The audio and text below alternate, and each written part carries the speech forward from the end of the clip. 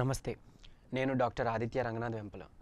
చాలామంది ఇబ్బంది పడుతున్న ఒక సమస్య ఏంటి అనంటే మలబద్ధకం, కాన్‌స్టిపేషన్ మీ అందరికీ తెలిసిందే. సో, వయసుతో సంబంధం లేకుండా ఇప్పుడు చాలామంది పిల్లలు లేదంటే యంగ్ ఏజ్ పీపుల్ కూడా ఈ కాన్‌స్టిపేషన్స్‌తో ఇబ్బంది పడుతున్నారు. సో, అయితే నేను ఈరోజు చెప్పబోతున్న ఈ 5 టిప్స్ మీరు యూజ్ చేశారు అనంటే ఖచ్చితంగా మీరు ఆ కాన్‌స్టిపేషన్ నుంచి చక్కగా మీరు సెట్ చేసుకోవచ్చు. క్యూర్ అయిపోతుంది కూడా కాన్‌స్టిపేషన్. ఏదో మెడికల్ షాప్‌కి వెళ్ళాం, ఏదో ఒక టాబ్లెట్ వాడుకున్నాం, లేకపోతే సిరప్ వాడుకున్నాం. అది వాడితేనే గానీ మనకి క్లియర్ అవ్వట్లేదు, అది ఆపేస్తే మళ్ళీ ఈ సమస్య మళ్ళీ వస్తుంది అనే వాళ్ళందరికీ కూడా ఇది బాగా హెల్ప్ అవుతుంది. చాలా న్యాచురల్‌గా మీరు దీన్ని క్యూర్ చేసుకోవచ్చు కూడా. అయితే మెయిన్ ఒకటే, బాడీలో వాటర్ కంటెంట్ తక్కువైతే కూడా మీకు మోషన్ అనేది చాలా టైట్ అయిపోతుందండి. సో, కాబట్టి కొంచెం మన బాడీ డీహైడ్రేట్ అవ్వకుండా చూసుకోవాలి.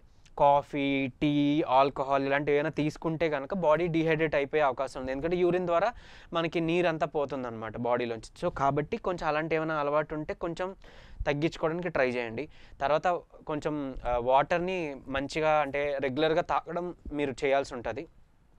ఉదయం లేవగానే 1 లీటర్ వాటర్ తాగి, గోరువెచ్చని నీళ్ళైనా పర్వాలేదు, మామూలు నీళ్ళైనా పర్వాలేదు, లేవగానే 1 లీటర్ వాటర్ తాగాలి. అలవాటు చేసుకుందాం. తర్వాత ఒక గంట పోయిన తర్వాత మళ్ళీ 1 లీటర్ వాటర్ తాగడానికి ట్రై చేయండి. ఇది తాగి ఒక 10 నిమిషాలు మీరు అటు ఇటు కొంచెం నడిస్తే గనక చక్కగా మీకు మోషన్ వచ్చే ఆ ఫీలింగ్ వస్తది. మోషన్ చక్కగా అయ్యే అవకాశం ఉంది. అండ్ ఇంకోటి కూడా ఏంటి అనంటే మన ఆయుర్వేదిక్ లిటరేచర్‌లో కూడా మలం ఎప్పుడు కూడా రోజుకి మోషన్ 2 టైమ్స్ అనేది ఆరోగ్యకరం అనమాట. 2 టైమ్స్ మనం మోషన్‌కి వెళ్తున్నాం అనంటే గనక అది ఒక ఏమంటారు హెల్తీ సైన్ అన్నట్టు. సో, అట్లా ఇప్పుడు అసలు ఒకసారి వెళ్ళడానికే చాలామంది ఇబ్బంది పడుతుంటారు. 2 సార్లు ఎలాగంటారా? సో, ఇప్పుడు మనం చెప్పేవన్నీ కూడా మీరు యూజ్ చేస్తే దానికి హెల్ప్ అవుతుంది. వాటర్ ఒకటి తీసుకోవడం మొదలుపెట్టండి. తర్వాత మనకి సబ్జా గింజలు ఉంటాయి కదా! సబ్జా గింజలు, తర్వాత చియా సీడ్స్ అని కూడా దొరుకుతాయి. దాన్ని కూడా మనం షాప్స్‌లోంచి కొని తెచ్చుకోవచ్చు. మీరు ఒక చెంచా చియా సీడ్స్, ఒక చెంచా సబ్జా గింజలు కలిపేసి ఒక గ్లాస్ వాటర్‌లో నానబెట్టండి. ఒక 40 నిమిషాలు అట్లా నానబెట్టేసి వదిలేసేయండి. నానబెట్టేసి మీరు భోజనం అయిన తర్వాత ఒక 40 నిమిషాలు గ్యాప్ ఇచ్చి అప్పుడు మీరు ఈ వాటర్ ఏదైతే సబ్జా లేకపోతే చియా సీడ్స్ కలిపామో ఆ వాటర్ తాగడం చేయొచ్చు. ఇంకొకటి చాలామందికి తెలియని విషయం ఏంటంటే తిన్న వెంటనే నీళ్ళు తాగొద్దు. మ్యాక్సిమం ఒక 40 నిమిషాలు మినిమం ఒక 40 నిమిషాలు. మ్యాక్సిమం ఒక గంటైనా సరే మనం తాగకుండా ఉంటే గనక అలా అలవాటు చేసుకుంటే బాడీకి ఓవరాల్ హెల్త్‌కి చాలా మంచిది. అండ్ ఈవెన్ ఈ కాన్‌స్టిపేషన్ ఉన్నోళ్ళు కూడా హెల్ప్‌ఫుల్ అనమాట.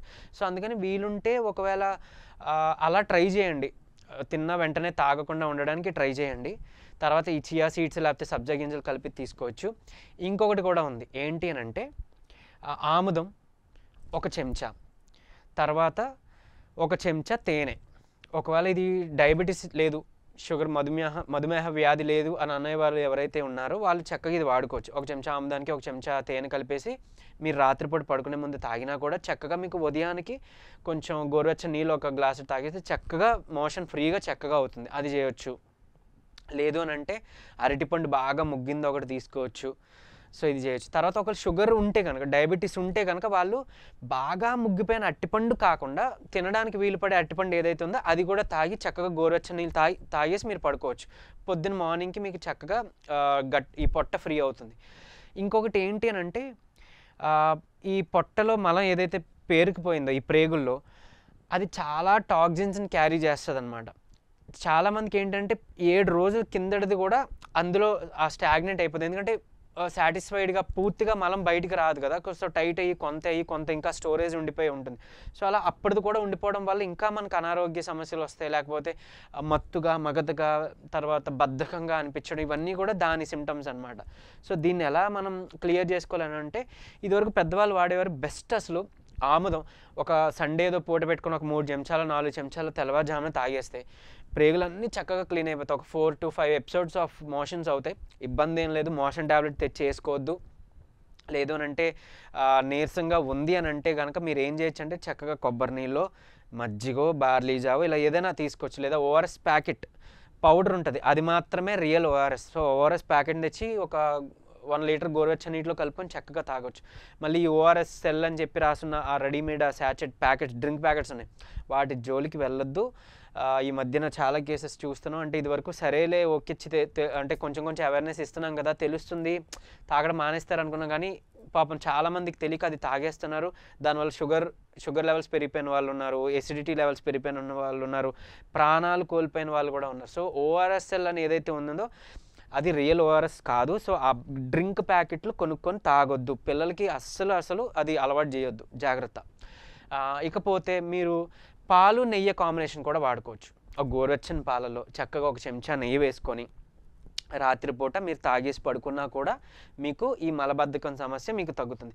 కానీ ఏదైనా అల్టిమేట్గా ఆముదం అనేది యూజ్ చేసుకోవాలి, ఎలాగో అలా డైలీ ఒక చెంచానో లేదా కనీసం 2 వారాలకు ఒకసారో లేదా వారానికి ఒకసారో మీరు ఇది వాడుకుంటూ ఉంటే పొట్టంతా క్లీన్ అవ్వడం మొదలవుతుంది. ఈ పొట్ట ప్రేగుల్లో ఉన్న మలం అంతా క్లియర్ అయిపోతే ఆ టాక్సిన్స్ అన్నీ బయటకు పోతే 99.9% ఆఫ్ డిసీజెస్ అన్నీ కూడా అక్కడే, ఆ దోషం అంతా బయటికి పోవడం అక్కడే స్టార్ట్ అవుతుంది. సో మీరు చేసి చూడండి, మీకు ఎంత బాగా హెల్ప్ అవుతుందో చూడొచ్చు. తర్వాత మీరు ఒక గుప్పెడు లేదంటే ఒక 15 ఎన్నో మునక్క అంటాం, అంటే పెద్ద కిస్మిస్ అనమాట, సీడ్లు వేస్తే పెద్ద కిస్మిస్ ఉంటాయి. సో మునక్క అంటాం, ఎండు ద్రాక్ష. సో దాన్ని మీరు రాత్రిపూట ఒక గ్లాస్ నీటిలోనో లేదా ఒక చిన్న కప్పు నీటిలోనో నానబెట్టేస్తే ఉదయం లేచాక చక్కగా అవి తినొచ్చు. అవి తినేసి ఆ వాటర్ని కూడా మీరు తాగొచ్చు. తాగితే కూడా మీరు చక్కగా ఈ మలబద్ధకం సమస్య తగ్గుతుంది. తర్వాత బొప్పాయి ఒకవేళ మన దేశవాళీ దొరికితే కనుక, ఇప్పుడు అన్ని హైబ్రిడ్, సో అందులో గింజలే ఉండట్లేదు. ఒక మంచిగా మనకి ఆ బొప్పాయి దొరికితే అందులో ఉండే గింజలు ఒక చెంచా మింగేసి కొంచెం ఒక కప్పుడు బొప్పాయి మీరు తిన్నారనుకోండి, చక్కగా అప్పుడు కూడా మీకు ఈ మలబద్ధక సమస్య నుంచి బయటపడిన వాళ్ళు అవుతారు. అయితే ఇక్కడ ఒక స్టూల్ టెస్ట్ అంటే పూప్ టెస్ట్, మలం టెస్ట్ ఒకటి ఉంటుంది. అంటే మీరు సేఫ్ రీజన్లో ఉన్నారా లేదా నిజంగా మీకు పొట్టలో బాగా నిజంగా అంటే ఏదో ఒక వారం రోజుల నుంచి పేరుకుపోయి ఉందని చెప్పిన అలా నిజంగా అలాంటిది ఒకటి ఏదైనా మీ ప్రేగుల్లో అలా పేరుకుపోయి ఉందా అని తెలుసుకోవడానికి ఒక టెస్ట్ ఉంది, బీట్రూట్ టెస్ట్. బీట్రూట్ అందరికీ మీకు తెలిసిందే కదా. దాన్ని ఎయిదర్ మీరు కూరలా చేసుకున్నా లేదా సలాడ్లా ముక్కలు కట్ చేసి మీరు అలా సలాడ్లా ఏదైనా కలుపుకొని తిన్నా కానీ చేయొచ్చు. తినేసి మీ లైక్ స్టూల్ ఆ మోషన్ ఏదైతే ఉందో మలం, అది పింక్ కలర్లోకి ఎన్ని గంటలు లేదా ఎన్ని రోజులు మారిందో మీరు గమనించుకోండి. అంటే బీట్రూట్ తిన్న తర్వాత నుంచి లెక్కేసుకోండి. 36 గంటల లోపు, అంటే 1.5 రోజు లోపు కానీ ఒకవేళ అది అలా పింక్గా మీకు అలా కనిపించింది అని అంటే కనుక ఆ మలంలో సేఫ్ రీజన్ ఉన్నట్టు. 36 గంటలు దాటినా కూడా మీకు అసలు మీ మలంలో ఆ పింక్ ఆ కలర్ రాలేదు అని అంటే కనుక ఎక్కడో స్టాగ్నెంట్ అయిపోతుంది, మలం అంతా పేరుకుపోయి ఉంది, కాన్స్టిపేషన్ అసలు మీకు చాలా ఎక్కువ ప్రాబ్లం ఉందని అర్థం. సరే, ప్రాబ్లం ఏదైనా కానీ ఇప్పుడు నేను చెప్పిన ఈ రెమెడీస్ అన్నీ కూడా మీరు ఫాలో అయితే, వాటర్ సరిగ్గా తీసుకుంటూ కనీసం పీచు పదార్థం ఉండేది ఒక ఫ్రూట్ అయినా రోజు తీసుకోవాలి, ఆకుకూరలు కాయగూరలు ఇలాంటివి తీసుకోవడం మొదలు పెడితే ఆటోమేటిక్గా మీకు చక్కగా ఫైబర్ అది కూడా అంది ఫ్రీ మోషన్ అవ్వడం మొదలవుతుందండి. ఇవి పాటించండి, అతి త్వరలోనే మీకు దీని నుంచి బయటపడవచ్చు. వాడిన వాళ్ళు చక్కగా కామెంట్ చేయండి, మీకు తెలిసిన వాళ్ళందరూ కూడా ఈ ఇన్ఫర్మేషన్ షేర్ చేయండి, ఎందుకంటే చాలామంది దీంతో బాధపడుతున్నారు కదా. నమస్తే అండి.